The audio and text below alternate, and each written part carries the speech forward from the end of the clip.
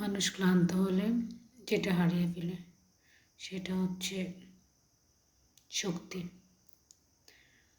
আর স্বার্থের জন্য যেটা হারিয়ে ফেলে সেটা হচ্ছে মনুষ্যত্ব। এখন বলি স্বার্থের বিষয়ে। দেখেন, আমরা হচ্ছে আমাদের নিজেদের স্বার্থের জন্য যে কোনো কাজ করে ফেলি। একদম মানুষ মারা থেকে শুরু করে নিকৃষ্ট যে কাজগুলো আছে সবগুলো আমরা করি নিজের স্বার্থের জন্য। নিজের স্বার্থ হাসিল করার জন্য মানুষের দুর্নাম করি, একজন আরেকজনের পিছনে লেগে থাকি।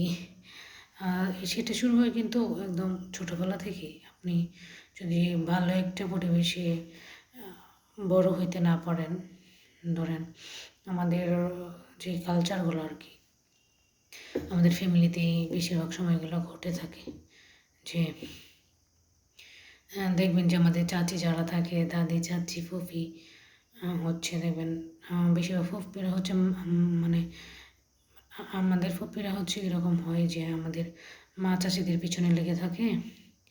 এখানে কিন্তু খুব বেশি বড় স্বার্থ থাকে যে ব্যাপারটা এরকম নেই, সামান্য যে আরেকজনের কাছে ভালো হওয়ার জন্য, যে আমি এটা একটা স্বার্থ যে আমি আরেকজনের কাছে ভালো হইলাম, এটা এরকম সামান্য সামান্য স্বার্থের জন্য মানুষ হচ্ছে একজন আরেকজনের পিছনে লেগে থাকে। তো এটা আমরা একদম ছোটোবেলা থেকে শিখি যে এটা মানে হঠাৎ করে চলে আসে না বড়ো হওয়ার পরে যে আপনি আজকে এটা শিখতেছেন, একদম ছোটোবেলা থেকে এটা আমরা আমাদের ফ্যামিলি দেখে শিখে আসি যে একজন আরেকজনের পিছনে কেমনি লাগতে হবে, কেমনি সমালোচনা করতে হবে, স্বার্থপর কেমনে হইতে হবে, এগুলো। এটা আমি একদম ব্যক্তিগতভাবে যে নিজে আপনি একা একা শিখছেন ব্যাপারটা এরকম না, আপনি আপনার ফ্যামিলি থেকেই শিখছেন। তো এগুলো আসলে আমাদের মানে কালচারগুলো চেঞ্জ করা উচিত।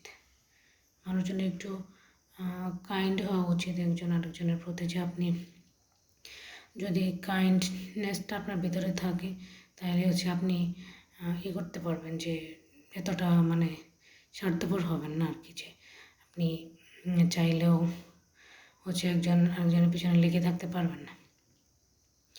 তো আমরা আসলে এটা করি না, আমরা আমাদের মন মানসিকতা এতটাই ছোটো যে একজন আরেকজনের পিছনে লেগে থেকে নিজের স্বার্থ আদায় করার চেষ্টা করি।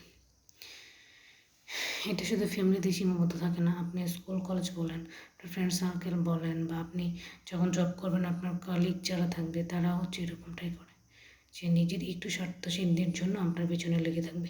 আপনাকে কেমনি ছোটো করা যায় এটা ট্রাই করবে, আপনার নাম বদনাম শুরু করে দেবে, আপনি যত ভালো মনে চেয়ে হন না কেন, এরকমটাই হয়। সো আমার মনে হয় যে এগুলা একদমই আমাদের মাথা থেকে ঝেড়ে ফেলা উচিত, সমাজ থেকে ঝেড়ে ফেলা উচিত। আমরা সবসময় ট্রাই করবো সবাই সবার প্রতি কাইন্ড থাকার জন্য, যে একজনের বিপদে আরেকজন, যদি আপনার মনে হয় যে একজনের বিপদে একজন আপনার যাতে ইচ্ছে করতেছেন কিন্তু আপনি ক্ষতি করতে পারবেন না, যে আপনি যেতে পারলেন না জন্য যে আপনার ক্ষতি করার ব্যাপারটা এরকম না। আপনি দোয়া করতে পারেন যদি আপনার মনে হয় যে না আমি ওইগুলোতে জড়াতে চাই না, যেতে চাই না, ঠিক আছে, কিন্তু ক্ষতি করার ট্রাই করা যাবে না যে ও বিপদে পড়ছে হ্যাঁ আরও বিপদে পড়ুক, এরকমটা করা যাবে না আসলে। কিন্তু আমরা করি না আসলে, একজন বিপদে পড়লে আমরা চিন্তা করি, যদি একটু মনোমালিন্য থাকে চিন্তা করি যে না ঠিক আছে হ্যাঁ বিপদে পড়ছে ও পড়ুক, তাতে আমার কী হয়েছে, ভালো হয়েছে, এরকম চিন্তা করি আমরা।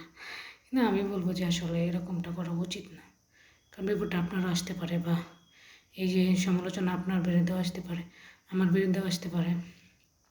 তো আমরা নিজেরা নিজেদেরকে চেঞ্জ করতে হবে। চাইলে আমি যদি একজনের ব্যাপারে হচ্ছে নাক না গলাই, ধরেন আমার বিষয়ে অনেকে নাক গলাইতেছে কিন্তু আমি কিছুই বললাম না একজনকে, বা ওর বিষয়ে আমি অনেক কিছু জানার পরেও বললাম না বা নাক গলাইলাম না, ও কিন্তু নিজে নিজে মানে খুব আফসোস করবে যে আমি ওনার পিছনে লেগেছিলাম, কিন্তু আসলে উনি আমার পিছনে লাগে নাই বা আমার বিষয়ে কথাগুলো জানার পরে বলে নাই।